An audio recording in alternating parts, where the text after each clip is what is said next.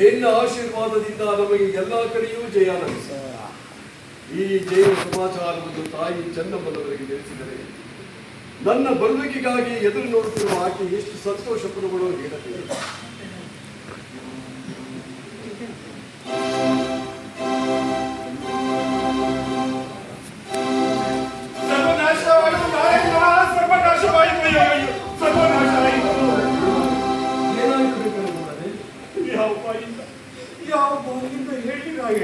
ಏನಾಯ್ತು ಹೇಳಿ ನಿಮಗೆ.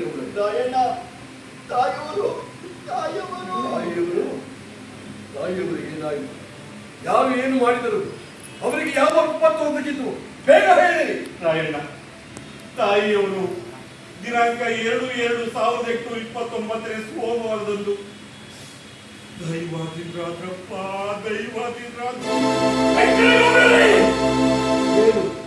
ಏನು ನೀವು ಹೇಳುತ್ತಿರುವುದು?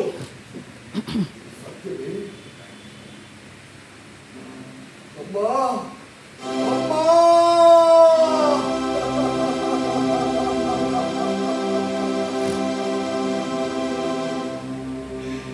ನೀನು ನಮ್ಮನ್ನು ಅಗಲಿ ಹೋದೆಯ?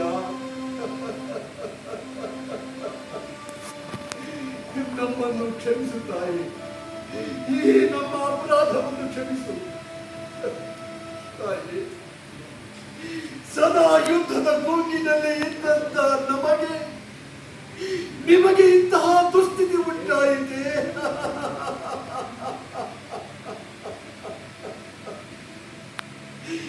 ಯಾವ ತಾಯಿಯ ಆಶೀರ್ವಾದದಿಂದ ಹೋರಾಡುತ್ತಿದ್ದೇನೋ, ಯಾವ ತಾಯಿಗೋಸ್ಕರ ಹೋರಾಡುತ್ತಿದ್ದೇನೋ, ಆ ಶಕ್ತಿಯೇ ಇಂದು ನನ್ನಿಂದ ದೂರವಾಯಿತೆ. ಇನ್ನು ನನಗೇಕೆ ಬೇಕು ಈ ಯುದ್ಧ? ನನಗೇಕೆ ಬೇಕು ಈ ರಾಜ್ಯ? ನಾನೀಗೆ ಈ ದೇಹವನ್ನು ಹೊತ್ತು ಮಾಡಬೇಕು.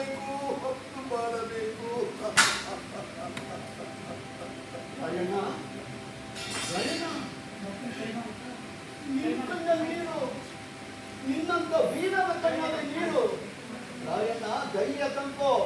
ನಿನ್ ತಾಯಿ ಸಾವಿಗೆ ಯಾವ ಕಾರಣನೋ ಅವ್ರ ವಿರುದ್ಧ ಹೋರಾಡು.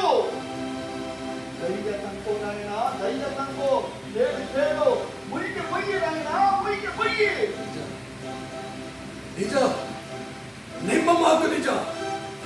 ಹೇಳಿ, ನನ್ನ ತಾಯಿ ಹೇಗೆ ಗತಿಸಿದರು? ನನ್ನ ತಾಯಿಯ ಸಾವಿಗೆ ಕಾರಣರಾರು? ಬೇಗ ಹೇಳಿ. ಬಯಲುಹೊರದಲ್ಲಿ ತಾಯಿಯವರಿಗೆ ಕಾಯಿಲೆ ಆಗಿತ್ತಪ್ಪ. ರಾಯಣ್ಣ, ಅದೇನೋ ಮದ್ದು ಕೊಡ್ತೀನಿ ಅಂತ ಆಂಗ್ಲೇಜಿಯವರು ಅದೇನೋ ಕೊಟ್ಟಂತಪ್ಪ. ಅಯ್ಯಯ್ಯೋ, ಅದೆಲ್ಲ ಮದ್ದಲ್ವಂತಪ್ಪ, ವಿಷ ಕೊಟ್ಕೊಂಡ್ರು ಅಂತ ಇಡೀ ಮೂರು ಜನನೇ ಮಾತಾಡ್ಕೊಂಡು.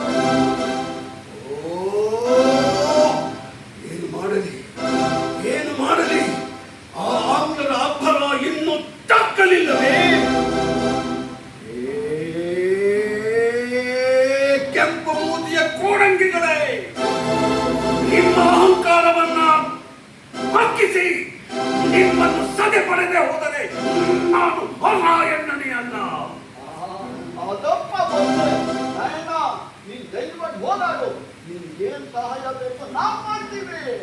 ಹೌದಪ್ಪ, ಅದಕ್ಕೇನೆ ತಾಯಿಯವರು ತೀರೋದ ವಿಷಯನ ನಿಮ್ ಭಾವ ಲಕ್ಕ ಅವರು ತಿಳ್ಕೊಂಡು ನಾವು ಇಲ್ಲಿಗೆ ಬಂದದ್ದು. ನಿಮ್ಮ ನಾನು ಇಲ್ಲಿಗೆ ಯಾವ ರೀತಿ ಧನ್ಯವನ್ನು ಅರ್ಪಿಸಬೇಕು ಅಂತ ತಿಳಿಯಲ್ಲ.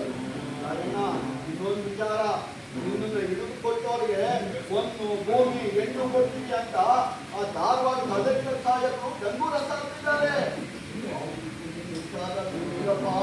ಯಾರು ನಂಬಬೇಡ, ರಾಯಣ್ಣ. ಹೌದು ರಾಯಣ್ಣ, ನಾನು ಗೊತ್ತಾಗಬಾರ್ದು. ಬೇಕಾದ್ರೆ ನಾವಿಬ್ರು ನಿಮ್ಗೆ ಸಹಾಯ ಮಾಡ್ತೀವಿ. ನಾವೆಲ್ಲ ನಿಮ್ ಸೈನ್ಯಕ್ಕೆ ಸೇರ್ಕೊತೀವಪ್ಪ. ನಿಜವಾಗಿಯೂ ರಾಯಣ್ಣ, ನಾವು ಸುಳ್ಳು ಹೇಳ್ತೀವ ರಾಯಣ್ಣ. ನಿನಗೆ ಕಿತ್ತು ಬೇಕು ನಪ್ಪು ಹಾಗೆ ರಾಯಣ್ಣ. ಇಲ್ಲಿ ದುಡ್ಡಿದ್ದು ನಾವು ರೋಗ ಬಂದ್ರೆ ನಾವು ಬದುಕ್ತೀವ. ಹಾಲು ಕುಡಿದ ಮಕ್ಕಳೇ ಬದುಕಲ್ಲ. ನಿನ್ನ ವಿಷ ಕುಡಿದ ಮಕ್ಕಳು ಬದುಕ್ತಾವ ರಾಯಣ್ಣ. ಈಗ ಹೇಳು. ಧನ್ಯ ನಿಮ್ಮಂತ ದೇಶಭಕ್ತರನ್ನು ಪಡೆದ ಕಿತ್ತೂರು ಸಂಸ್ಥಾನ ನಿಜಕ್ಕೂ ವೆಂಕಟಗೌಡರೇ, ನೀವು ನಮ್ಮ ಬಳಿ ಬರುತ್ತೀರೆಂದು ಕಿತ್ತೂರಿಗೆ ತಿಳಿದರೆ ಕಿತ್ತೂರಿನ ಅರ್ಧ ಜನ ನಮ್ಮ ಕಡೆಯೇ ಬರುತ್ತಾರೆ. ನೋಡಿ, ನಾನು ಇಲ್ಲಿ ಹೊರಗೆ ಹೋಗಿ ಅಲ್ಲಿ ಸ್ನಾನ ಮಾಡಿ ಮಾರ್ಗ ನಮಸ್ಕರಿಸಿರುತ್ತೇನೆ. ಅದುವರೆಗೂ ನೀವು ಎಲ್ಲಿಯೇ ನಾನು ಆದಷ್ಟು ಬೇಗನೆ ಬರಬೇಕು. ಸರ್ ನನಗೆ ಚಿಕ್ಕಡಿ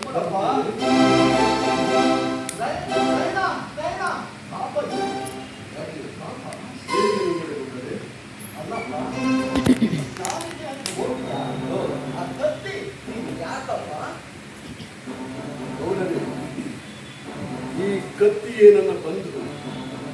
ಇದನ್ನು ಅಲಗಡೆಗೆಯೂ ಬಿಟ್ಟು ನಾನಿರಲಾರೆ. ಏಕೆಂದರೆ ಯಾವ ಘಳಿಗೆಯಲ್ಲಿ ಏನೋ ಯಾರು ಬಂದರು. ಆದ್ದರಿಂದ ಎಷ್ಟೋ ವೇಳೆ ನಾನು ಈಜುತ್ತಿರುವಾಗಲೇ ಕತ್ತಿಯನ್ನು ಬಾಯಿನಲ್ಲಿ ಕಚ್ಚಿಕೊಂಡು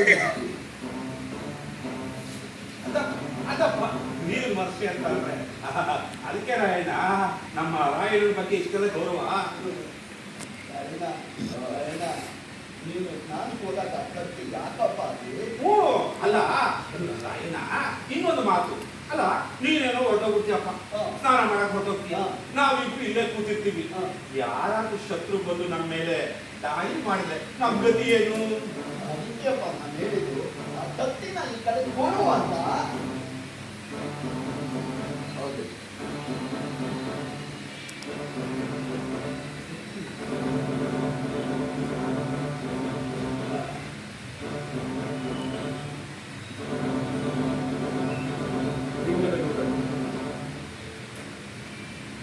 ಈ ಖಡ್ಗವೇ ನನ್ನ ಪ್ರಾಣ. ನನ್ನ ಪ್ರಾಣವನ್ನೇ ನಿಮ್ಮ ಕೈಯಲ್ಲಿ ಇಟ್ಟಿದ್ದೀರಿ.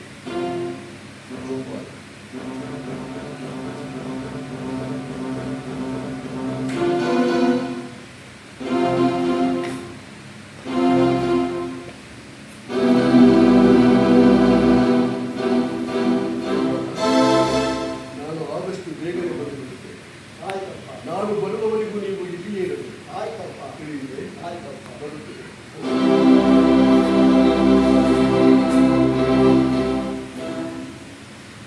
ಲಿಂಗನಗೌಡರೇ, ದೇವರಾಯಣ್ಣ,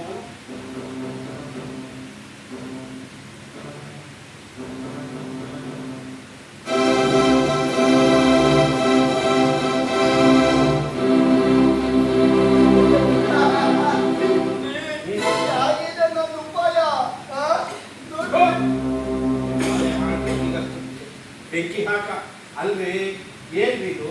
ನೋಡ್ರಿ, ಇನ್ನು ನಾನು ನಿಮ್ಮ ಮಾತು ಕೇಳಕ್ಕಿಲ್ಲ, ನಾನು ಹೋಗ್ತೀನಿ. ನೋಡ್ರಿ, ಈಗ ಒಳ್ಳೆ ಸಮಯ. ರಾಯಣ್ಣ ಸ್ನಾನಕ್ಕೆ ಅಂತ ಬಟ್ಟೆ ಬಿಚ್ಚಿ ಕೊಡುತ್ತಿಳಿದಾಗ ಅದು ನಾವು ಗಿಡ್ಡೆ ಹೊಡೆದು ಸೈನಿಕನ ಹೋಗಿ ಬಿಡೋಣ. ಕೆಲಸ ನಾನು ಮಾಡಲ್ಲ, ನೀವು ಅವ್ರು ಮಾಡ್ಬಿಡಿ. ನೋಡ್ರಿ, ರಾಯಣ್ಣ ಈಗ ಕೊಳಕ್ ಮಧ್ಯದಲ್ಲಿ ಈಜ್ತಾ ಇದ್ದಾನೆ. ಇನ್ನೇನು ದಡ ಸೇರಷ್ಟೊಳಗಡೆ ನಾವು ಕೂಗ್ಬಿಟ್ರೆ ಆಗ ಸೈನಿಕರೆಲ್ಲ ಕೊಳಕ್ ಸುತ್ತ ಬಿಡ್ತಾರೆ. ಆಗ ನಾನು ಈ ಕಡೆ ಕತ್ತಿಗೆ ಎತ್ಕೊಂಡು ಹೊಟ್ಟೋದ್ರೆ ರಾಯಣ್ಣ ಒಬ್ಬನೇ ಅಲ್ಲಿ ಸುತ್ತ ಮಾಡಕ್ಕಾಗಲ್ಲ. ಕತ್ತಿ ಇಲ್ಲಿದೆ, ಕತ್ತಿನೇ ಇರಕ್ಕಿಲ್ಲ ನನ್ನ ಹತ್ರ. ಆಗ ಅವನು ಆರಾಮಾಗಿ ಅವ್ನ ಕೈನ ಸಿಕ್ಕಾಕೊಂಡ್ಬಿಡ್ತಾನೆ. ಏಪಾಯ, ಸರಿ, ಈಗ ನಾನೇನ್ ಮಾಡ್ಬೇಕು? ಈಗ ಎಣ್ಣೆ ಬಂದಾಗ ಕೈ ಮುಚ್ಕೊಂಡ್ರು ಅಂತ ಒಳ್ಳೆ ಸಮಯ. ನೋಡ್ರಿ, ನಾನು ಹೇಳೋದನ್ನ ಕೇಳ್ಬೇಕು ನೀವು. ನಾನು ಹೇಳ್ದಂದ್ರೆ ನಾನು ಮಾಡಲ್ಲ ಅಂತ ಇಷ್ಟು ಕೆಲಸ ಎಲ್ಲ ಮಾಡೋದು ನಾನೇನ್ ಮಾಡ್ಲಿ? ನೋಡಿ ಹೇಳ್ತೀನಿ, ಹಾ. ಈಗ ನೀವು ಒಂದು ಸಿಳ್ಳೆ ಹಾಕಿ ಹಾ, ಸಿಳ್ಳೆ ತಿಳಿನಾ? ಸೈನಿಕರು ಬರ್ರಿ.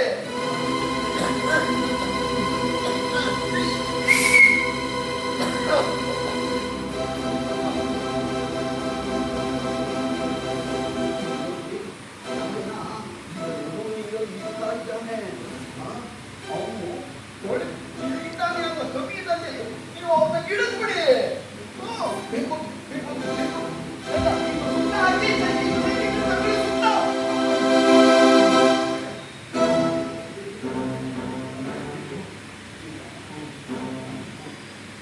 ರಾಯಣ್ಣ, ಓ ರಾಯಣ್ಣ, ಅನ್ನಕ್ಕೆ ತಂದು ಬಂದ್ಬಿಡ್ತಪ್ಪ. ಗೋಪಾಲ, ಬೇಗ ಬಂದ್ಬಿಡಪ್ಪ. ಲಿಂಗನಗೌಡರೇ, ನನ್ನ ಕತ್ತಿ ಕೊಡಿ, ನನ್ನ ಕತ್ತಿ.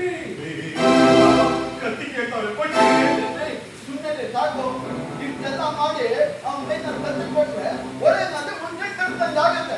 ಬಂದ್ರೆ ಹೋಗೋಣ. ಬರ್ಬೇಕಾ? ಸರಿ ಸರಿ